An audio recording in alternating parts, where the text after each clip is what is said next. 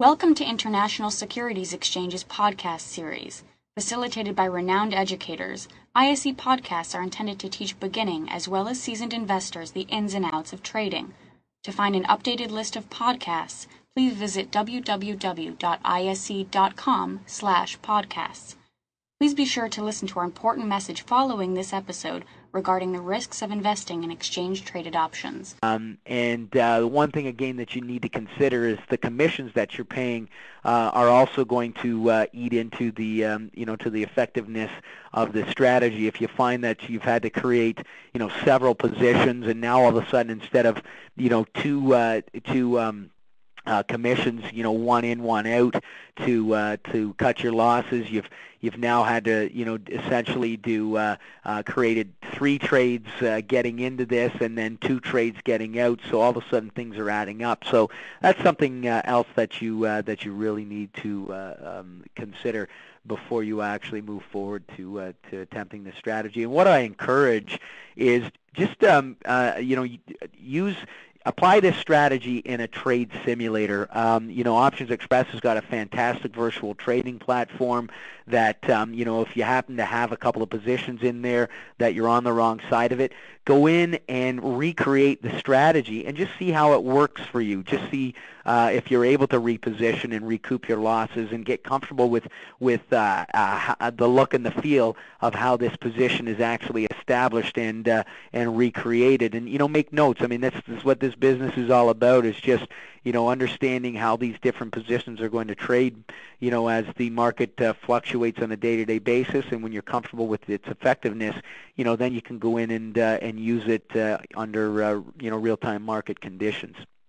So Steve, I think that's all she wrote for my presentation. I've got a slide in here that just highlights some of the other educational sessions you have this month and next month coming up. But of course, we can certainly answer any questions that may be lining up there if you want to do that right now before we wrap things up. Sure, Jace. I don't want to take too much of your time. First, I want to say thanks. No problem. You do a great job. This was really interesting, talking about a trade that went wrong, because it's always easy to look at indicators when they work. But that was pretty neat to show us, what happens if you looked at something and really just, you weren't wrong, but you weren't right, or it did drop a bit. So I want to thank you for that. I think no problem.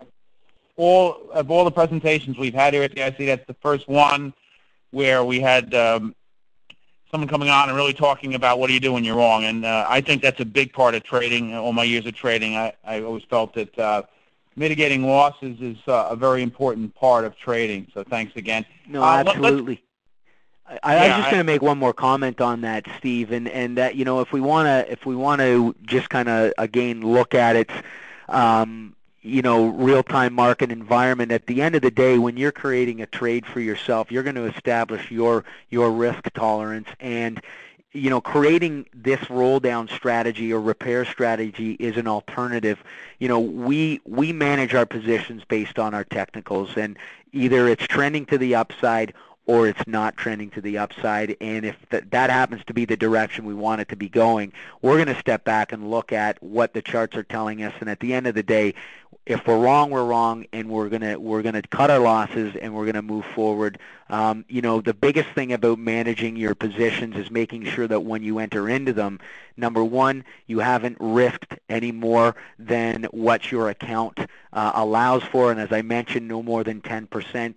Of your, first of all, speculating, set aside a certain amount of your capital for speculation. So on $100,000, maybe take $10,000 and say, this is for my speculative plays. And on that end of it,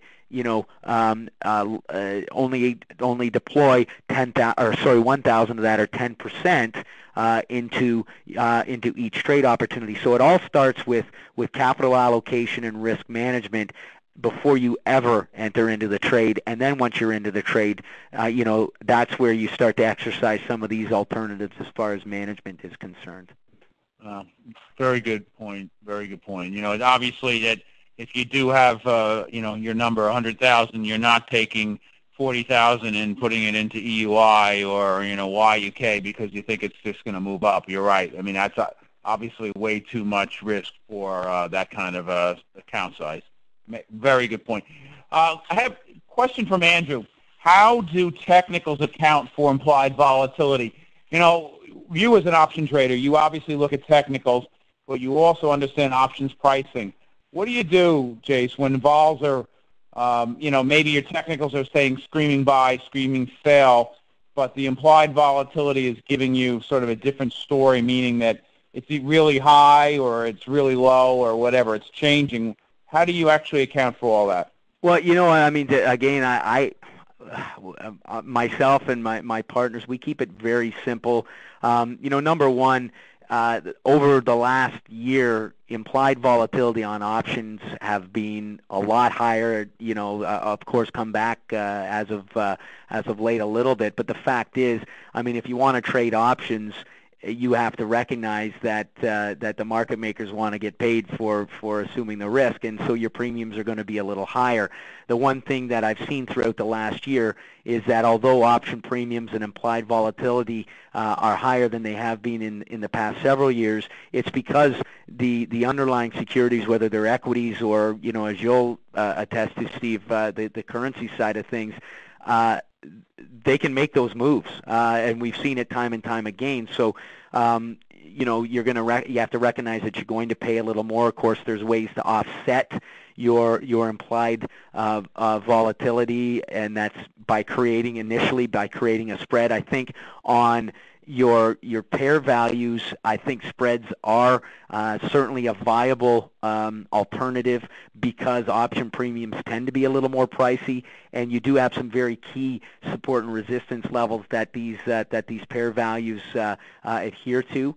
And generally speaking, you can get into these spreads with a decent risk versus reward ratio. When it comes to the equities, what I've found is that I prefer just going in. I'll pay a little bit more for the premium. I'm going a little longer out, again, 2 to 3 months. I'm going roughly, I look for about a 30 delta, and a lot of times when you go a little further out of the money, the implied volatility is a couple of percentage points less than the ones that are just at the money. So you can actually, although implied volatility is high, you can take advantage of a little bit of a push in the underlying stock by an increase in the percentage of implied vol.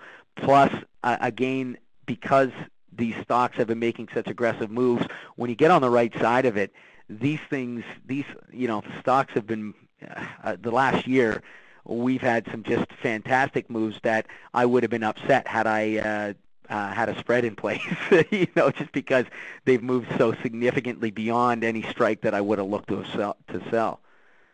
So I don't know, does that cover any, can I elaborate any more, or Absolutely. maybe you have something to add?